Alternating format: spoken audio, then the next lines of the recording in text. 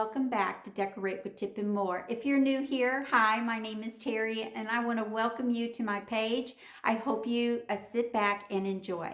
So in today's video, we are going to be finishing up the decorating here in the kitchen. I have them all cleaned. I even cleaned my cabinets, so they're all ready to have some touches of fall to them. I hope today's video gives you fresh and new ideas on how you can decorate your countertops for fall.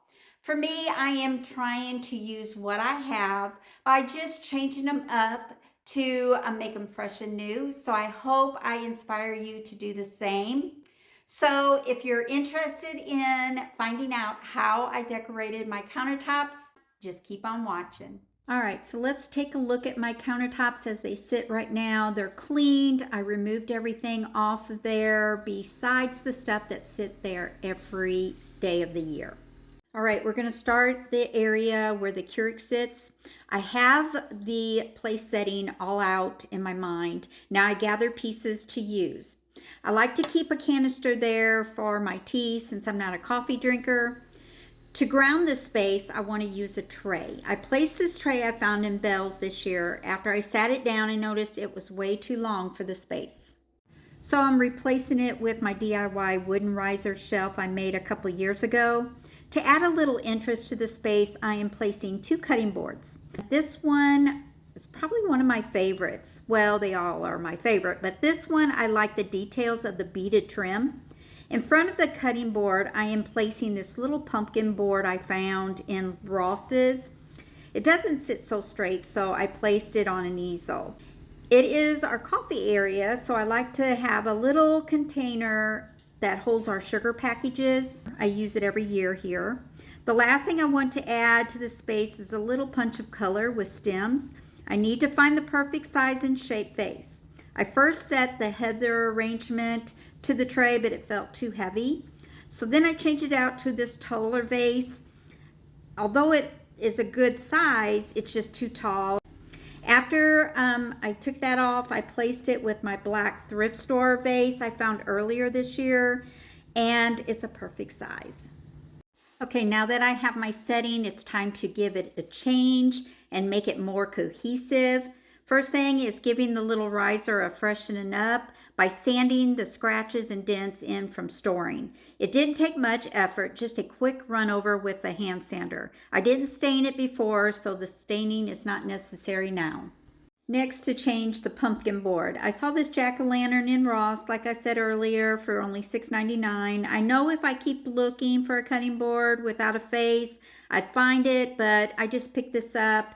And I knew I could just sand the black face off. But it was a little lighter than I like, so I used Espresso Mid-Wax Stain to give it a little contrast against the lighter cutting board in the back. Now comes to the pumpkin container. Even though it is perfectly fine the color it is, I wanted to give it a shade of blue. I painted 2 coats with the custom blue. I did not paint the inside because I didn't want to disturb it in case I used food or something, and nobody's going to see it anyway. After the paint dried, I took the lid and taped off the stems, painting it 1 coat with the metallic gold. After I spray painted it, I took the tape off carefully and gave both pieces 1 more coat of the blue paint. I found 2 coffee mugs in Hobby Lobby earlier this year, and I thought, you know what, I can make this pumpkin look like these. I also took the graphite, the dark graphite, and shaded around the stem as well. Then after that dried, I added more blue to the container, but I really made sure that none of the blue was wet on my brush. I wanted to dry brush it all over just to blend out that dark graphite color, and I think it looks really good compared to the coffee mug. And then I gave it 1 coat of the glaze, and I love how this looks. The last thing to change is my thrift store vase. The vase I have in mind for this is more of a vintage, a brown and black vase. So I gave it a very light coat of the special brown paint that I mixed up for my brown textured pumpkin. As you can see, the black is still showing through. It's not a heavy coat of brown. With black craft paint and a damp sea sponge, I dabbed black to the vase, mostly to the bottom, and after it dried, I kept on layering brown, black, and then I even added some blue paint for highlighting. After that was dry, I added some satin clear spray paint. I wanted to add a pop of color to the tray, so I added some Dollar General red eucalyptus stems, and I love how this tray turned out. Using one of those mugs from the clearance shelf in Hobby Lobby and a napkin I purchased a couple years ago in Hobby Lobby, just for looks, I placed it by my tea container. To the tray, I'm adding 2 wooden teaspoons, just in case someone wants to stir their tea or coffee, and then I'm adding that other mug to the Keurig. Never underestimate what you can do with your older decor by just giving it a fresh coat of paint. I love how this looks. Moving over to the other side of the sink. Normally you would see my hand towel holder sitting in the corner, but this season I'm going to place it with this elegant crystal candle warmer. The lampshade is hand embedded with, get this guys, 312 crown crystals. It even adjusts to your candle heights. If you need it taller, you can move it taller or shorter. It comes with 2 light bulbs, not just one, but 2. It also has a little power surge protector in the plug-in at all with the technology when it uses the red, green, and blue lighting to create more colors like purple and orange. It has the capability of dimming. So you just push the button and it dims it all the way down, or it can go all the way high. You can use your favorite scented candle, or like I am using it as a simmering pot. So I'm using boiling water, some apples, and I'm using cinnamon, nutmeg, and allspice into the water and let it sit and simmer. Actually can use any type of fruit, oranges or lemons, but I just had some apples in the refrigerator, so I wanted my kitchen to smell like hot apple pie. But another option on here is a timer. It has 3 settings, a 2, a 4, and a 6-hour setting. So turn it on to a setting and let it go. I found this one on Amazon. I'll have it linked in my caption and in my blog. If you hurry, they are offering us a 20% discount when using the discount code GSUM81Y2. This is for today all the way to January 21st, 2026. But let's go ahead and decorate the other part of this area. I'm using a cutting board and a little soap tray with some decorative soap and a dish brush. And to give it a pop of color, I'm adding a vase and a twig of a piece of spray that I had in my stash. And that is how I'm going to decorate the side of my sink that normally has my dish towel setting there. All right, another setting I am contemplating on how to change it. Let's move to the other side of the kitchen. I have a long counter space that I like to decorate it more for decorative purposes and not functional. I'm placing my long wooden tray. To the tray, I'm placing this lighter wooden round serving platter. I will be adding some art in this thrift store frame I found, but it needs some TLC. If you look close to the linen part of the frame, it's stained, but no rips. And it has a green painted trim between the 2 antique gold frames. So I painted the green with a high gloss black paint and used twill craft paint for the linen part of the frame. In the frame, I placed another Luna print design art. This print is called the Natural Fall Painting. Step into the rustic charm of fall with this print. Just a simple touch of leaves says it all. You can still receive 25% off with your discount code Terry25. This applies to any of your Luna Prints digital prints. This is such a pretty print to have in your fall home. I did the matte Mod Podge like I normally do to get the real art print. Giving my setting a layer look, I placed the frame to the side in front of the platter. To the side, I am placing back my little lamp. I did give the lamp base a little warmer look with 1 coat of my dark wax.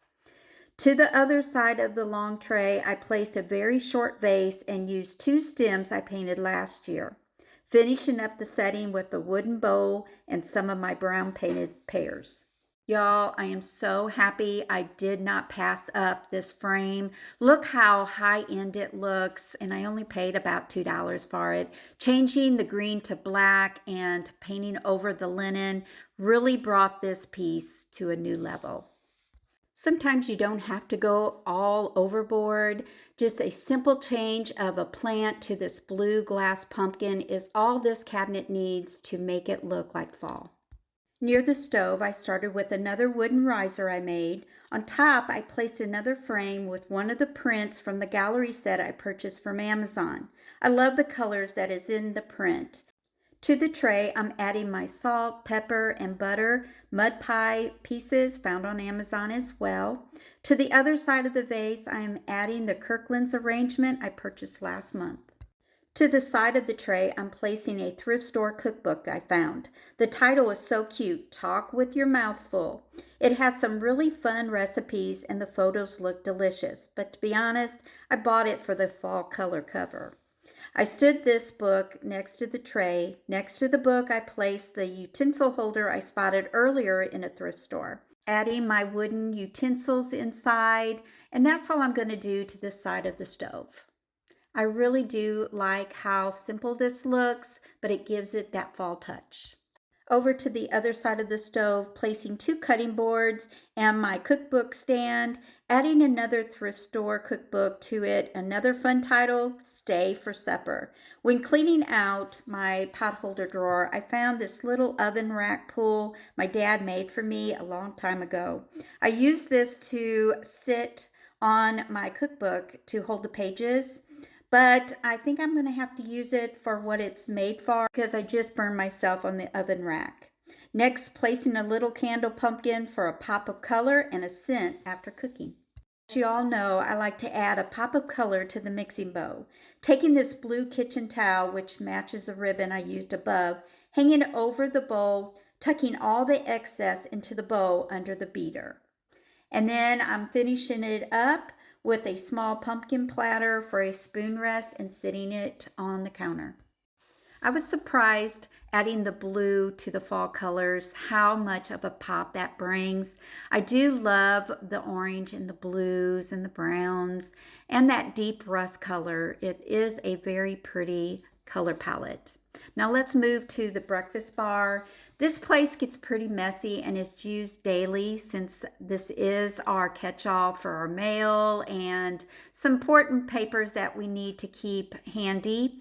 So I'm just straightening it up and this weather station, I wish I could move it to another place, but I allow him to have one thing on the counter, and so I have to bite my lip.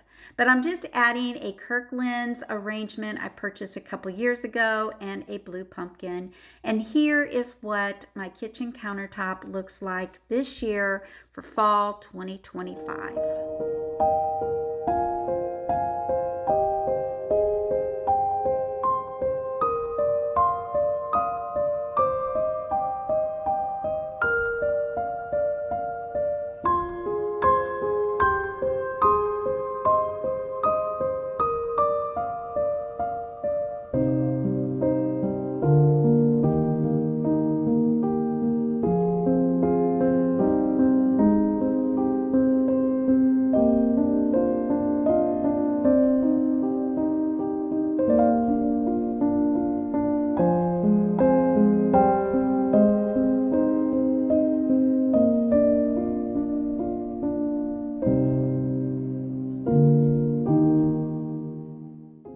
All right, y'all, that will conclude my video for today, finishing up the kitchen by decorating my countertops for fall. I hope you enjoyed watching me decorate my countertops and were inspired by something I placed on mine. Maybe even take an older decor piece that you thought you would never use again and give it a fresh new look and use it this fall. If you like these types of videos, please click that like button and let me know down in the comments what your thoughts are on how I styled my countertops for fall. I would really like to know. If you haven't already, go up to my page, click that follow button so you don't miss any of my contents. We still have a lot of rooms in my home to decorate for fall, and I don't want you to miss any of it. So y'all have a great day. Thanks for watching. God bless. Bye-bye.